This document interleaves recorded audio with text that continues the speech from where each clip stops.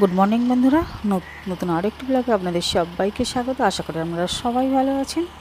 আজ শুক্রবার, যে কটা ব্যাচ, 3টে ব্যাচ টুকটাক করে পড়াই, সবাইকে একসঙ্গে পড়িয়ে দিচ্ছি। কারণ আজকে আমাদের ভেলোরে যাওয়ার দিন, রাত 11:40 ট্রেন। তাই গোছগাছ তো যতই আমরা তো আগে থাকতে গোছগাছ করি না কেন, তবু কিছু না কিছু বাকি থেকে যায়। সেই ভয়ে কী করেছি, এদেরকে সব একসঙ্গে নিয়ে, একসঙ্গে কাউকে 7টায় আসতে বলেছি, কাউকে 8টায় আসতে বলেছি, কিন্তু সবাই একসঙ্গে এসে হাজির হয়েছে। যাই হোক, একটা দিন একটু কষ্ট করে ম্যানেজ করে নিই। আর এখনও একটা ব্যাচের বাকি আছে, যে একটা তানিশা বলে যে মেয়েটা পড়ে না, বাচ্চাটা একদম আমার কাছে থাকে, সে আসবে একটু বেলার দিকে, 10:30 11টা। ওকে যেমন টাইম সেই ঠিক সেম টাইমেই আসতে বলেছি। ওকে আর আগে আসতে বলিনি, কেন ও আগে আসলে পুরো গন্ডগোল হয়ে যাবে, কাউকে পড়তেও দেবে না আর নিজেও তো পড়বেই না। যাই হোক বন্ধুরা, চেষ্টা করছি সব সবজি টবজি ভালো করে গুছিয়ে কেটে খেয়ে সব রকম পরিষ্কার করে ফ্রিজটা। বাড়িতে তো কেউ থাকছে না, 4 জনের সবাই চলে যাচ্ছে। বরের খুব একটা যাওয়ার ইচ্ছা ছিল না, আমরাই 3 জনে যাওয়া বলে ঠিক করেছিলাম, কিন্তু তারপরে ভেবে দেখলাম না, একটা ব্যাটা ছেলে না সঙ্গে থাকলে হয়। বর যেতে চাইছিল না, অনেক কষ্ট করে রাজি করিয়েছি, তাই সেও আমাদের আজকে সঙ্গী। যাই হোক বন্ধুরা, এবার তাড়াতাড়ি কাজটা সেরে মোটামুটি যতটা পারছি এক জায়গায় সব জড়ো করে রাখছি। যেটা যখন মনে পড়ছে, যার কাজ যখন শেষ হচ্ছে, তখন সেইগুলো এক জায়গায় জড়ো করে রাখছি। এই যে খাটের তলায় সব দেখেছেন, যা গুছিয়েছি, বাকিটা সব এই জড়ো করে করে রাখছি। চান করে চিরুনি দিয়ে চুলটা আঁচড়ে চিরুনিটা রেখে দিয়েছি, সিঁদুর পরে সিঁদুরটা এখানে রেখে দিয়েছি। এই যে এটা ছোলা মটর এনে রেখে দিয়েছে আমার বর। আর এই যে এই জামাটা পরে যাব, একদম সব সাইজ করে রেখে দিয়েছি। মেয়েদেরও ঠিক সেমভাবেই বলেছি, যখন যেটা কাজ হয়ে যাবে তখন সেটা এক জায়গায় জড়ো করে রাখ। এক জায়গায় জড়ো করে করা থাকলে সন্ধ্যের দিকে নিয়ে যেতে ওটাকে বা প্যাকিং করতে খুব সুবিধা হবে। না হলে ঠিক টাইমে না সব কিছু মনে পড়বে না। মোটামুটি অনেকগুলোই ব্যাগ হয়ে গেছে জানেন তো, খুব চিন্তা হচ্ছে। ওই যে আলমারিটা শুধু সঙ্গে নিচ্ছি না তো, তার সঙ্গে রান্নাঘরের সাজ সরঞ্জামও সব সঙ্গে নিয়েছি। সেখানে শুনেছি সব কিছু পাওয়া যায়, হাঁড়ি কড়া থালা বাসন, কিন্তু তবু আমি সব কিছু নিয়ে নিয়েছি। 7:30 8টা বাজে বেরিয়ে পড়েছি, সবাই মিলেই বেরিয়ে পড়েছি। গাড়ি ওদিকে এসে গেছে, বর গিয়ে দেখে এলো। আর এই যে আমাদের একটা কাকিমা আছে না, আমাদের বাড়িতে থাকে প্রায় সময়, আপনারা দেখেছেন, ওনাকে আমি অসম্মান করতে চাই না, সেই কাকিমাকেই বাড়িতে আমি রেখে দিয়ে যাচ্ছি। আর এত ট্রলি হয়েছে আর এত ভারী হয়েছে যে আপনাদের কি বলবো, কড়া থেকে হাঁড়ি থেকে থালা বাসন ডেচকি। এই যে আমার বড় মেয়েও বেরিয়ে পড়েছে, ওকে তো আর সেরকম ভারী ভুড়ি কিছু দেওয়া যাবে না। ওকে এই যে মুড়ির ব্যাগটা দিয়েছি, আর ওর ব্যাগে যেসব ওর দরকারি জিনিস, ওর প্রয়োজনীয় জিনিস, সেইগুলোই ও নিয়েছে। আর ভারী ভুড়ি জিনিস বলতে সমস্ত এই যে আমার বর সব নিয়ে চললো। আর মুড়িটা একটু বেশি করেই নিয়ে নিয়েছি, কারণ ওইখানে না মুড়িটা নাকি একদম ভালো না, মুড়ি আর ভাতের চাল, আর চালটাও নাকি ভালো নয়, ভাতের কোনো স্বাদ গন্ধ নেই। এই জন্যে না আমাদের অনেকগুলো লাগেজ হয়ে গেছে, 9খানার লাগেজ হয়েছে। সেখানে যদিও সব কিছু পাওয়া যায়, তবু সবাই বলছে না, সব রকম মানুষ তো থাকে। আমি তবু ভেবেছিলাম যে ভালো করে মেজে ধুয়ে নেবো, সবাই বারণ করলো, কিন্তু কষ্টটা প্রচুর। যাই হোক, আমরা এসে গেছি ট্রেন স্টেশনে। আমার বরের মুখখানা দেখেছেন, দেখে মনে হচ্ছে আমি জোর করে টানতে টানতে ওনাকে নিয়ে যাচ্ছি। দেখুন একবার, এক জায়গায় যাচ্ছে তো আমরা সবাই হাসছি, ওনার মুখে কিন্তু কোনো হাসি নেই। যাই হোক বন্ধুরা, এসে দেখছি ট্রেন 5 ঘন্টা লেট। এই সিঁড়িতেই বসে আছি, 5 ঘন্টা লেট, 11:40 ট্রেন। আমাদের যাত্রা শুরু হবে 4:40, ভোর 4:40। ট্রেন এসেও গেছে, পরিষ্কার হয়ে গেছে। আমরা মোটামুটি লাগেজগুলো তুলেই দিয়েছি, দিয়ে একটু রেস্ট নিচ্ছি। অনেকক্ষণ ট্রেন স্টেশনে না মশার কামড় খেয়েছিলাম, এত মশা আপনাদের ভিডিও করে দেখালে ভালো হতো। মশায় টিকতে পারা যাচ্ছিল না, সারাক্ষণ পাখা নিয়ে হাওয়া করে করে করে করে অবশেষে ট্রেন মিললো আমাদের। আমরা এখন বসে আছি, ট্রেন কিন্তু এখনও ছাড়িনি। যাই হোক,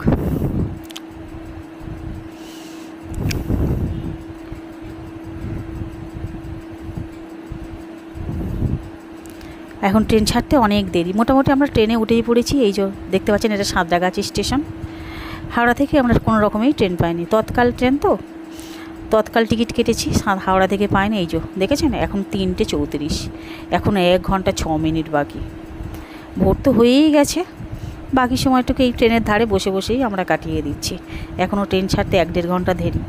ট্রেন ছাড়লে ট্রেনের মধ্যে বসা যায়, আর ট্রেন যদি না ছাড়ে ট্রেনের মধ্যে উঠে বসে থাকতে খুব বিরক্ত লাগে। আর এখন না 3:30 বেজে গেছে, ঘুম তো আর ধরবেই না। এই যে এই ট্রেনে আমরা রওনা দিচ্ছি। এই যে আমার মেয়ে নামছে, সবাই এখানে বসেই আছি, স্টেশন পুরো ফাঁকা।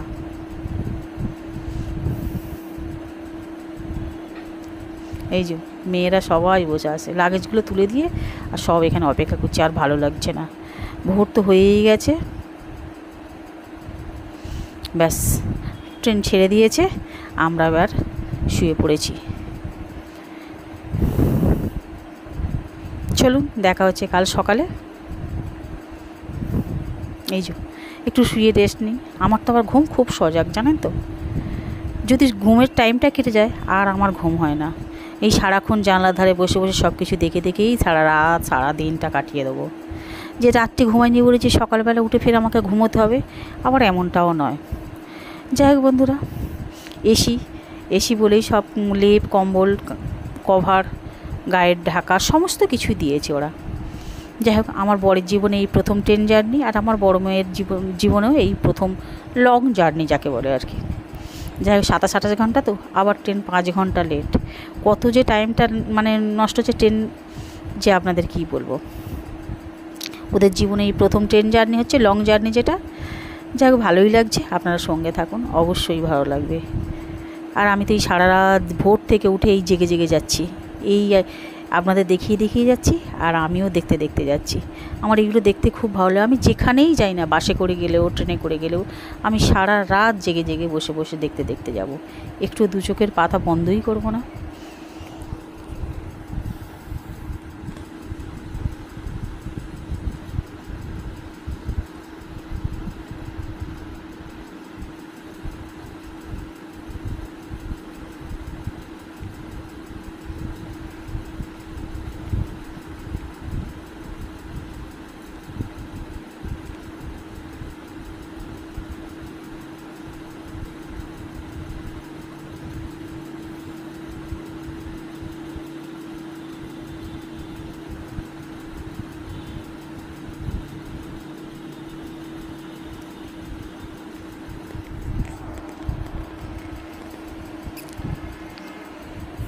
বাইরে গরম হলে কী হবে, ভিতর দিকটা বেশ ঠান্ডা লাগছে, এসি তো খুব ঠান্ডা লাগছে আমার। আমি এই কভারগুলো নিয়ে গায়ে দিয়েই সমানে বসে আছি, একবারও গা থেকে খুলিনি। যাই হোক, দেখতে দেখতে অনেকটা বেলা হয়ে গেল। মেয়েদের ডেকে দিতে সবাই, মেয়ে বর সবাই উঠেও পড়েছে। এবার ওরাও একটু উপভোগ করছে। যাই হোক বন্ধুরা, আপনাদের বলে রাখি, ভেলোরে যাচ্ছি আমার বড় মেয়ের চিকিৎসা করতে। আর আপনারা তো সবাই আমার বড় মেয়েকে জানেন ও কতটা অসুস্থ। একবার শেষ চেষ্টা করে যাই, কারণ ওর যা রোগ, ক্যালকাটার ডাক্তার বলেছিল যে যদি 2বার এই রোগ হয়ে গেছে যেহেতু, তাহলে 3বারও এই রোগ হওয়ার চান্স আছে। আপনারাই বলুন না, এই অল্প বয়সে 2বার রোগ হওয়া, আরও যদি বয়সকালে হয়, এখন ওর বয়স 28 বছর, এর থেকে বেশি বয়সে যদি হয় আবার, তখন কি ওকে সামলানো যাবে? আমি না সেই ভেবে, হয়তো ঈশ্বর মুখ তুলে চাইবে কি চাইবে সেটা আমি জানি না, তবু আমি একবার শেষ চেষ্টা করছি। একবার ভেলোরে নিয়ে গিয়ে দেখি ডাক্তারবাবুরা কি বলেন। তবু সেইটা শুনে অন্তত মেয়েরও শান্তি আর আমারও শান্তি হবে, এই ভেবেই। না হলে মেয়ে মনে মনে ভাববে যে মা তো আমার বিষয়ে কোনো চেষ্টাই করলো না। সবাই বলে, ওর সামনাসামনি যখন আমাকে বলে, কী গো মেয়েকে ভেলোরে নিয়ে গেছিলে, তখন আমারও শুনতে খারাপ লাগে। ওরও তো মনে কষ্ট হয় যে হ্যাঁ সত্যি, মা তো আমাকে কখনো একটু ভেলোরে নিয়ে গিয়ে দেখলো না, একটু শেষ চেষ্টা করে দেখলো না। আমি সত্যি কথা বলছি, সবাইয়ের মন রাখতে, সবাইয়ের কথা ভেবে, মেয়ের কথা ভেবেই আমি আজকে এই পদক্ষেপটা নিয়েছি। জানি না কতটা ঠিক করেছি, কতটা ভুল করেছি, তবু আমি বেঁচে থাকতে একবার মেয়েকে দেখিয়ে যাই, মেয়ে নিজে কানে শুনে যাক।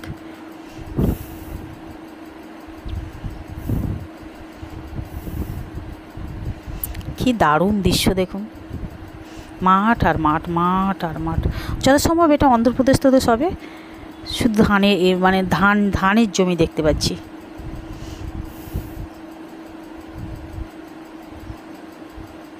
আর ট্রেনটা যে খুব একটা জুড়ে যাচ্ছে তাও কিন্তু নয়, একদম স্লো যাচ্ছে জানেন তো। যে টাইমে নামার কথা সে টাইমে নামে বলে আমার এতটুকু মনে হচ্ছে না। আজকে তো শনিবার হয়ে গেল, আমাদের নামার কথা ছিল শনিবার, শুক্রবার, শনিবার দিনে বিকালবেলায়।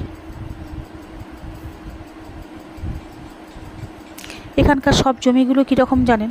এখানকার সব জমিগুলো আমি যাওয়ার পথে দেখতে পাচ্ছি যে একবার চাষ হওয়ার পর নয়, জমিটাকে পুরো কুপিয়ে আর পুড়িয়ে দিয়েছে। মানে প্রতিটা জমিতে পোড়ানো দেখা যাচ্ছে। জমিটা মানে আগুন ধরিয়ে দিলে, পুড়িয়ে দিলে যেরকম হয়, মানে ধান কাটার পর যেটুকুনি ধানের অবশিষ্টাংশ থাকে ওইগুলোকে সব জ্বালিয়ে দিয়েছে। মানে যে মানে কী বলবো আর কি, কীট পতঙ্গ আমাদের ক্ষতিকর যেগুলো সব ফসলের ক্ষতি করবে, মাঠের ক্ষতি করবে, সেইগুলো সব পুরো জ্বালিয়ে পুড়িয়ে শেষ করে দেয়। তারপর আবার নতুন করে হাল করে চাষ করে আবার নতুন করে ফসল লাগায়। প্রায় প্রত্যেকটা জমি কিন্তু আমি দেখতে পাচ্ছি।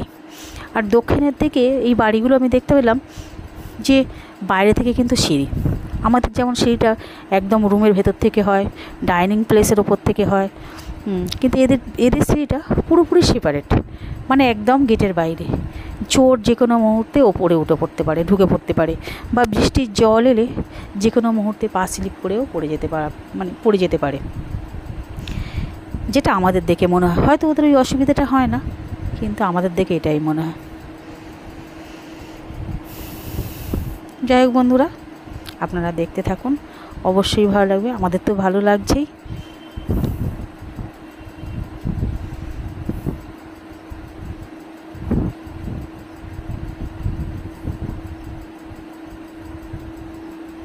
কি দারুণ দেখুন, একটা মানুষের একরের পর একর জমি কিন্তু এই সব দিকে আছে। এগুলো পুরো ওদের বাড়ির পিছনে, ঘরের পিছনের দিকের জমি, মানে একরের পর একর, শুধু চাষের জমি। এখানের নাকি যেটা আমাদের মশলা, এলাচ, গরম মশলা, বাদাম, তেজপাতা, তারপরে লবঙ্গ, এইসবের মশলার প্রচুর গাছ পাওয়া যায়। গাছ চাষ করে, যেটা আর কি এরা চাষ করে এখানকার লোকেরা। তাই জন্য নয়, এখানে ট্রেন থেকে আমরা যেসব খাবার আমরা কিনে খাচ্ছি তাতে কিন্তু মশলার ঝাঁসটাই বেশি পাওয়া যাচ্ছে, মানে প্রচণ্ড মশলাযুক্ত খাবার আর কি। আমরা যেটা লাইট করে খাই, লাইট মশলাযুক্ত খাবার, এখানে কিন্তু ট্রেনে যেসব খাবার উঠছে সব দেখতে পাচ্ছি মানে মশলাযুক্ত, প্রচণ্ড মশলাযুক্ত খাবার। তো আমি ট্রেনের সবাইকে জিজ্ঞাসা করলাম, ওনারা বললেন যে এখানে মশলা, এলাচ, তেজপাতা, লবঙ্গ, ডালচিনি, বাদাম সব এখানকার চাষ হয়।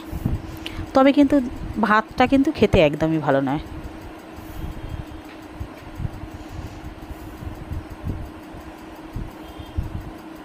দেখেছেন তাল গাছ, আমাদের এখানে কি এখন তাল গাছ দেখা যায় না, কিন্তু এইসব দিকে তাল গাছ, নারকেল গাছ পুরো ভর্তি। এক এক জায়গায় আছে, এক এক জায়গার ভিডিও করা আছে, মানে আপনারা দেখলে বুঝতে পারবেন। দেখেছেন শুধু তাল গাছ, নারকেল গাছ, তাল গাছ, নারকেল গাছ।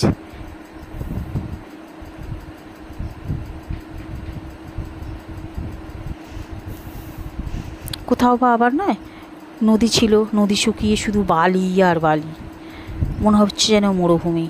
নদী পুরোটাই শুকিয়ে গেছে, শুকিয়ে শুধু বালি দেখা যাচ্ছে, বেশ ভালো লাগছে। বালিটা দেখেই মনে হচ্ছে এত চড়া জায়গা, এত বালিয়াংশ দেখে মনে হচ্ছে নদী ছিল, নদীটা শুকিয়ে গেছে। এভাবে ট্রেনে করে যেতে যেতে আমার কি মনে হয় জানেন, যে প্রতিটা স্টপেজে আমি নেমে একবার করে দেখে ঘুরে আবার ট্রেনে উঠি, আবার একটা স্টপ, তারপরে স্টপেজে নেমে সব চারদিকটা ঘুরে দেখে তারপরে আবার উঠি। এইভাবে কি ট্রেনে যেতে যেতে দেখতে কারো ভালো লাগে? বেশ বন জঙ্গলও আছে, কিন্তু ঘন বন জঙ্গল দেখুন।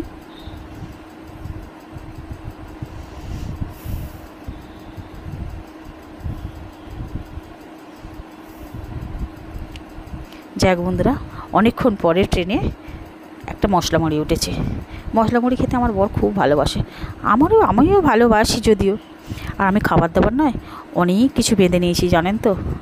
শুধু মনে হয় বাচ্চা কাচ্চা নিয়ে যাচ্ছি, যদি না ঠিক টাইমে খেতে দিতে পারি, যদি ওদের খাওয়ার কষ্ট হয়, এই ভেবে নয় অনেক কিছু বেঁধে নিয়েছি। মানে না হলে আপনি বিশ্বাস করবেন না, মানে চিঁড়ে থেকে, মুরগি থেকে, দুধ থেকে, মুড়ি থেকে, চানাচুর, ঝুড়ি ভাজা, মটর, বাদাম, ম্যাগি, সমস্ত কিছু, বিস্কুট, কেক, শুধু মনে হয়। কিন্তু এখন দেখতে পাচ্ছি যে দূরপাল্লার ট্রেনেও কিন্তু ভালোই খাবার দাবার বিক্রি হয়। যাই হোক বন্ধুরা, এই যে দেখেছেন খুব সুন্দর করে মেখেছে, কিন্তু আবার নারকেলের টুকরোটা দিতে কিন্তু আরও ভালো লাগছে। এখানকার নারকেল কিন্তু খুব সহজলভ্য, মানে খুব কম দাম। এই যে নারকেলটা কিন্তু মশলা মুড়িতে থাকবেই। আর আমরা একটু লিকার চাও নিয়ে নিয়েছি। গাড়িতে দেখতে পাচ্ছি সব রকম উঠেছে। এখন মনে হচ্ছে এত খাবার না টেনে টেনে নিয়ে গেলেই হতো বলুন। আর এই যে সামনে স্টেশন থেকে পাশের বেডের একটা দাদা আর আমার বর একেবারে 4 জনের 4টে খাবার তুলে নিয়েছে। জানি না এখানে রাইসটা কেমন হবে, তবু দুপুরে একটু ভাত না হলে, আমি তো চিঁড়ে দুধ ফুদ নিয়ে নিয়েছি। এই যে খাবার দাবারের কোয়ালিটি কিন্তু একদম খারাপ নয়। ডিম দিয়েছে, মাছও 2 পিস করে দিয়েছে, ডাল দিয়েছে, একটা সবজির তরকারি দিয়েছে, পাঁপড় ভাজা দিয়েছে। যাক বন্ধুরা, দেখতে তো খুব সুন্দর লাগছে। খেয়ে দেখি, তারপরে আপনাদের জানাবো। ভালোবেসে অনেক রকম খাবার দাবার দিয়েছে, তবে কিন্তু গা থেকে কিন্তু চাদরটা কিন্তু খুলতে পারিনি, বেশ ঠান্ডা লাগছে আমার জানেন তো। ওই যে সবাই খেতে বসে গেছে। আর এদের সঙ্গে আমাদের খুব বন্ধুত্বও হয়ে গেছে। ওই যে দাদার সঙ্গে আমার বরটা খাচ্ছে, ওই দাদা কিন্তু খুব হেল্প করেছেন আমাদের। কোথায় কোন খাবারটা, কোন ভাতটা ভালো পাওয়া যায়, কোন সবজিটা ভালো পাওয়া যায়, সেখানে নিয়ে গিয়ে কিন্তু খাবারটা উনি সঙ্গে করে ঠিকঠাক কিনে দিচ্ছেন। নাহলে আমরা তো, আমার বরের এত কখনো যায়নি তো, উনি খুব ভীতু। উনি শুধু ভাবছে যদি ট্রেন থেকে একবার নামলে ট্রেনটা ছেড়ে দেয়, সেই ভয় কিন্তু উনি খাবারটাও নিতে নামছেন না। আর এই যে খাওয়ার শেষে মেয়েদের জানেন তো কীরকম পায় না, রাবড়ি উঠেছে, ব্যাস এবার রাবড়ি দাও। খেয়ে দিয়ে উঠে আবার রাবড়ি নিয়ে বসে পড়েছে। একটা কি জানেন তো, বাবার সঙ্গে গেলে কিন্তু মেয়েদের কোনো কিছু খাওয়ার অসুবিধা হয় না। বাবার সঙ্গে আছে বলে কিন্তু যা মনে করছে তাই খাচ্ছে, যেটা মনে করছে সেটাই কিনছে। এখানে যদি শুধু আমি থাকতাম তাহলে কিন্তু এতটা হয়তো দিতে পারতাম না, তবু চেষ্টা করতাম। কিন্তু বাবা আছে বলে মেয়েদের এটাই সুবিধে। যাক বন্ধুরা, খেয়ে দিয়ে এবার একটু সবাই শুয়ে পড়েছি দুপুরবেলা। আর আমার তো জানেন ঘুম তো ধরছে না, আমি বসে বসে এইসবই করছি। আমি ভোরবেলাও রাত্রিরেও ঘুমাবো না, আর সেই ঘুমাবো সেই সন্ধেবেলা। যাক, তাই দুপুরবেলা সবাই খেয়ে ঘুমিয়ে পড়েছে, আমি কিন্তু জেগে জেগে এই রাস্তাঘাট ভিডিও এইসবই করে যাচ্ছি।